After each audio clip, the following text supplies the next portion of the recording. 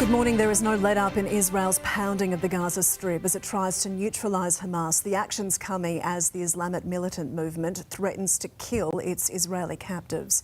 This update from our Europe correspondent Edward Godfrey, who is in Israel. Well, Israel's retaliation has stepped up, but so too has Prime Minister Benjamin Netanyahu's rhetoric, who's given a televised address. In that address, he likened Hamas to ISIS and says we haven't seen these horrors since ISIS, and stressed that Hamas would be defeated. He said the bombardment of Gaza is just the beginning, and he said there are still enemies in the Israeli territory and the army is working to destroy them. There's also been a warning to Israelis to prepare for a 3-day stay in a bomb shelter or in a safe room situation. Gaza has been absolutely hammered by the Israeli Air Force today, but Hamas has responded in kind, firing rockets deep into Israeli territory. Some have struck Jerusalem, where people have been injured, 2 of them critically, we understand, and even as far in as Tel Aviv.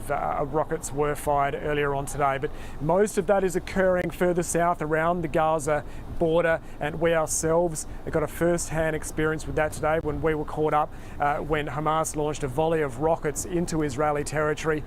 The siren sounded where we were. We had to get out of our vehicle and get down and try and get to safety, or relative safety, as we heard these rockets come over, and they were intercepted by Israel's Iron Dome. They were exploding overhead. We went into some other towns nearby. Others include Ashkelon, where parts of rockets had fallen, some that had been intercepted, and where they'd landed, huge craters and that destroyed cars. And people come out and were telling us, as long as you hear the bang, it's okay, just giving an insight into their experience at the moment. So it's a very frightening situation. It's an unpredictable situation. The retaliation efforts is certainly escalating in terms of Israel attacking Hamas in Gaza there, and people here are quite worried about what's to come. US, British, German, French and Italian leaders have declared their ongoing support for Israel as the conflict rages. And at the same time, America has been warned about interfering in the Middle East. Our US correspondent Jonathan Kersley has the latest. The situation on the ground in Israel is unfolding almost minute by minute. US President Joe Biden has been here at the White House for briefings with his national security team and in talks with key allies, the United Kingdom, France, Germany and Italy. It is likely there will be more support going Israel's way. The US President has told Benjamin Netanyahu, Israel's Prime Minister, he will give Israel what it needs to defend itself and its people.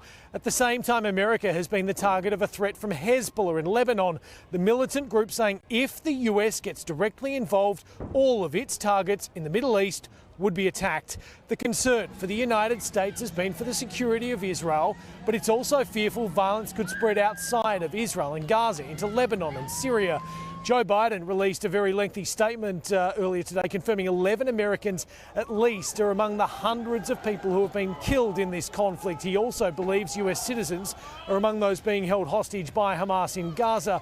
After talking with the leaders of France, Germany, Italy and the United Kingdom, Joe Biden and the leaders of all those countries released a statement which in part says our countries will support Israel in its efforts to defend itself and its people against such atrocities. We further emphasise that this is not a moment for any party hostile to Israel to exploit these attacks to seek advantage. And the horrors of this war have moved even some of the most hardened White House officials close to tears. It's horrifying.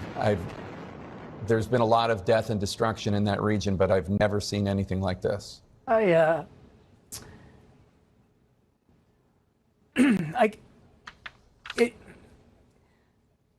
sorry. It's very, excuse me, very difficult to look at these images, Jake, and the human cost. And these are human beings. They're family members, they're friends, they're loved ones, cousins, brothers, sisters. Yeah, it's difficult, and I apologize.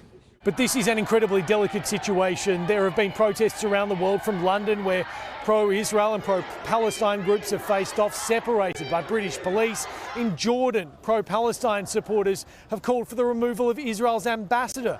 And the Secretary General of the Arab League says the root of all of this conflict lies in Israeli occupation.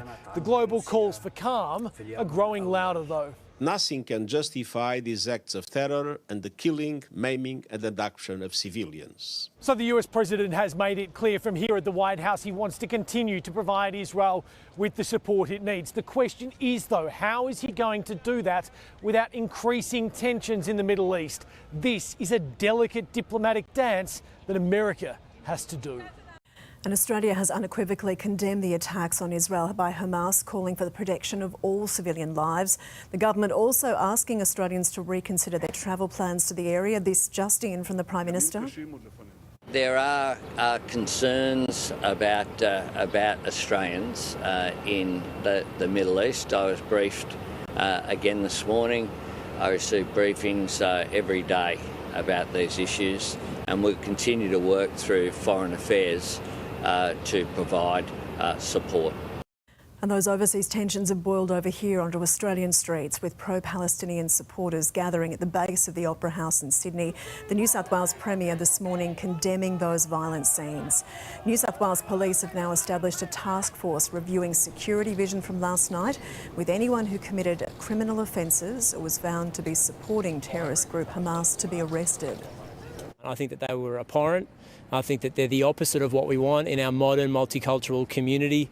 To have some people celebrate atrocious, indiscriminate killing and kidnapping in Israel is appalling. Racial epithets were thrown at the Jewish community by the mere fact that they were members of the Jewish community, which is shocking and abusive and potentially a crime.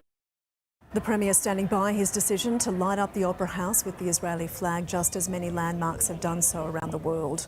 This report from Jack Hahn on the night's events. Well, New South Wales Police this morning have defended their decision to arrest a man that was waving an Israeli flag, saying they issued him a move-on notice to keep the peace. That situation caused and could have caused significant risk to him and others who were present. He was removed for his safety. More than 700 pro-Palestinian protesters gathered at Sydney's Town Hall, marching towards the Opera House.